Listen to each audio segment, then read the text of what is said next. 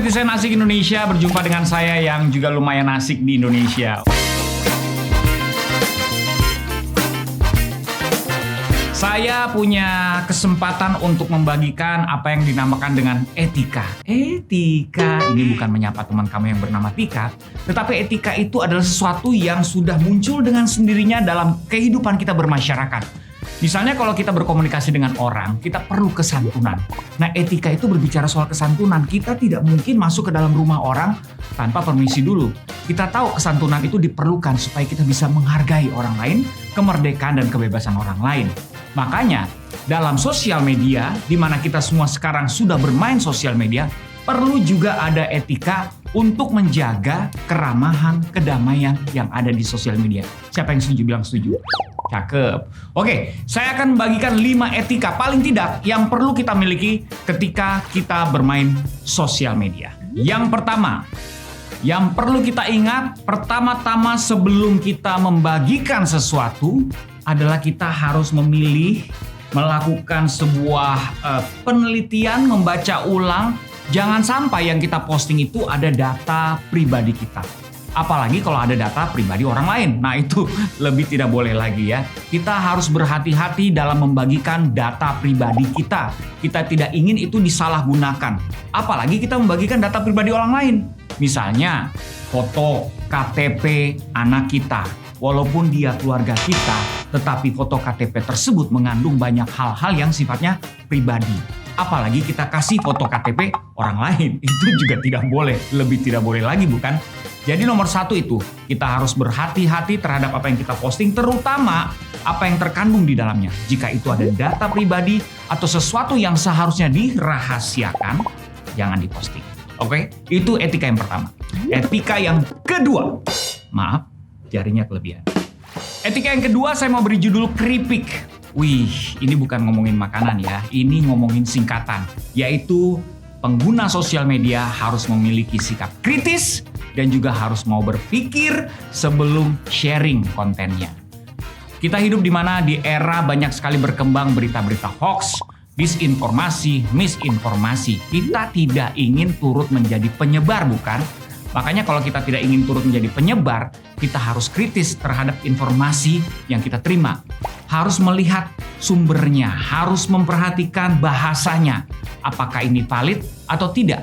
Kalau kita tidak yakin, mendingan stop di kita. Jadi kalau sudah tidak yakin, mendingan berhenti di kita. Saya mengerti betul bahwa kita punya kecenderungan untuk membagikan. Karena kita khawatir mungkin, karena kita concern, atau karena kita ingin menjadi orang yang pertama kali membagikan sebuah informasi. Nah, untuk itulah kita harus berhati-hati. Walaupun kita memiliki landasan atau motivasi yang benar, belum tentu kalau kita tidak berhati-hati, hasilnya juga akan benar. Ingat, keripik, kritis, dan pikir dulu. Etika yang ketiga adalah buat para pelaku sosial media yang suka sekali mengambil quotes atau sumber-sumber yang valid lainnya. Ini kalau tadi kan kita sebelumnya bicara soal sumber yang nggak valid, untuk kita ngecek dulu nih. Tapi sekarang bicara tentang karya yang valid sumbernya. Misalnya musik, quotes dari orang, atau teori, atau film, atau apapun yang sudah jelas. Nah, saya menyarankan kita harus mengapresiasi sumber tersebut, yaitu dengan cara kita mention, kita tulis sumbernya dari mana. Itu namanya kita menghargai ide atau karya orang lain, bukan? Kita pun ingin karya kita dihargai. Kalau kita ingin karya dan ide kita dihargai, kita pun juga harus belajar menghargai karya dan ide orang lain, bukan? Setuju?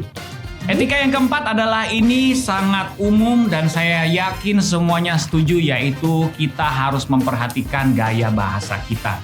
Kalau kita bicara aja bisa suka salah, orang suka susah mengerti, apalagi kalau kita tulis, bukan? Karena tidak ada intonasi di situ. Orang sudah sulit mengerti sebuah kalimat yang ditulis apa adanya, kadang-kadang bisa salah juga mengertinya, apalagi kalau kalimat tersebut disertai dengan ujaran kebencian. Dimulai dengan, heh kamu, maksudnya yang kasar-kasar seperti itu. Tentu saja itu tidak membuat suasana berkomentar di kolom kita akan nyaman atau enak dibaca, bukan? Ada etikanya. Semua bahasa, walaupun kita berbeda pendapat, ada baiknya.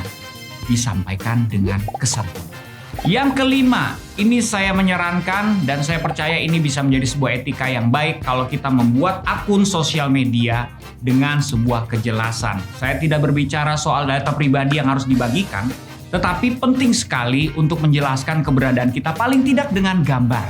Kenapa demikian? Karena sekarang banyak sekali akun-akun palsu, akun-akun anonymous. Wah, bahasanya sulit banget ya, yaitu yang tidak dikenal karena gambarnya bukan dirinya, tidak pernah posting sesuatu yang berhubungan dengan dirinya, atau bahkan tidak pernah posting sama sekali, tetapi ikut komen di mana-mana menyebarkan kebencian. Nah, itu harus kita waspadai. Kita tidak pengen menjadi akun yang seperti itu. Kita jaga sama-sama etika di sosial media. Itu dia kelima tips saya untuk etika di sosial media.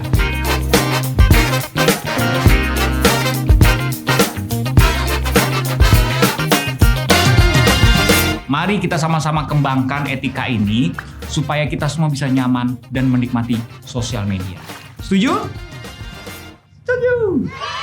Itulah dia 5 etika dalam bermain sosial media. Ingat ya, karena saya percaya kalau kita sama-sama mengembangkan etika seperti ini, kesantunan seperti ini, kita justru bisa membuat suasana bermain sosial media lebih nyaman lagi, lebih asik lagi, lebih seru lagi.